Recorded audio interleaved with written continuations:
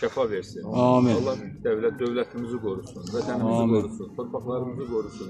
Bir daha mənfur düşmən ayağı görməsin bizim torpaqlarımızı. Amin. Allah prezidentimizi qorusun, Müzəffər Ali komandanımızı qorusun, onun ailəsini qorusun. Bugün bütün yaralılardan tutmuş, müharibə iştiraklarından başlamış və bütün şəhidlərimizi və şəhid ailələrinə qədər hamısı onların diqqət mərkəzindədir.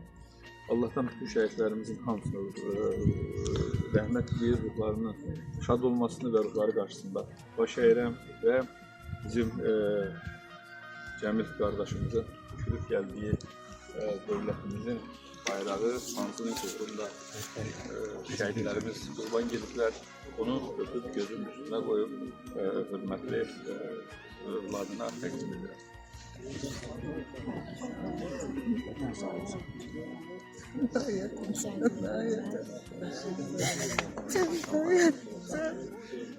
Biraz evvel Hacı'nın söylediği kimi tədbirimizdə həm də bizim Sabirabad rayon icra hakimiyyətinin başçısı hörmətli Sərayət Məzun'da iştirak edir.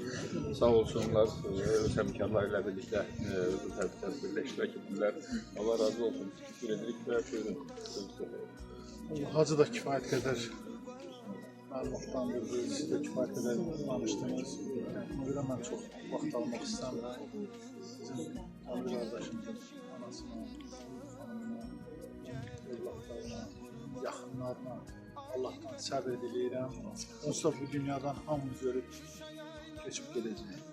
Ancaq bir var şərəfli ölüm, bir var Allah'ın məqamına ucalan ölüm, bir də var ki, ağla gələr gəlməz bəlalar. Bu Cəmil qardaşımızın ölümü Allah'ın məqamına ucalan, yəni xoşbəxt ölüm. Onun övladlarına, onun xanımına, anasına, yaxınlarına şərəf, ləyaqət gətirən Azərbaycanımızın Quran da qeyd edir ki, torpaq uğrunda, vətən uğrunda canını fəda edən, Allah'ın əmanəti olan canını fəda edənlərin məkanı cənnətdir və hətta özlərindən əlavə bir 70 nəfərin də məkanlarını cənnət eləmək gücündə hüququndur. Mən hər birinizə Allah'tan səbir diləyirəm. Ruhu şad olanın ruhuna Allah'tan şadlıq arzu eləmək bəlkə də düzgün deyil. Ancaq bizim adətə uyğun olaraq ruhu şad olsun. Deyirik sizlərə də, sənə də kolay. Sacına da, anana da, nənənə də Allah'tan səbir diləyir. Sağ olun, çox sağ olun. Bu borcumuzu biz yerə getiririk. Çok sağ olun. Allah çok. Allah razı olsun. Çok sağ olun.